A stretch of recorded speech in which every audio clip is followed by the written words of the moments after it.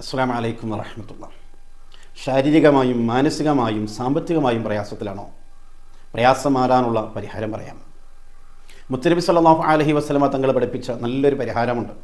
നമ്മൾ ജീവിതത്തിൽ പകർത്തിയാൽ തീർച്ചയായും നമ്മുടെ എല്ലാ പ്രശ്നങ്ങൾക്കും പരിഹാരമാണ്.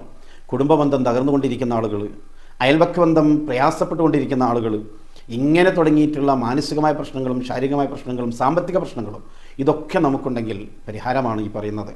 മഹാനായ അബൂ ദർദാ റളിയല്ലാഹു തആല നിവേദനം ചെയ്തൊരു ഹദീസിലൂടെ കാണാം, മുത്തുനബി സല്ലല്ലാഹു അലൈഹി വസല്ലമ തങ്ങൾ പഠിപ്പിച്ചു, ഒരു മനുഷ്യൻ എല്ലാ ദിവസവും രാവിലെയും വൈകുന്നേര സമയത്തും ഈ ദിക്ർ ചൊല്ലിയാൽ അവൻ്റെ ഈ പറഞ്ഞ പ്രയാസങ്ങളൊക്കെ അല്ലാഹു തആല മാറ്റിക്കൊടുക്കും. എന്ത് പ്രയാസമുണ്ടോ അവിടെ ടെൻഷൻ ആവണ്ട.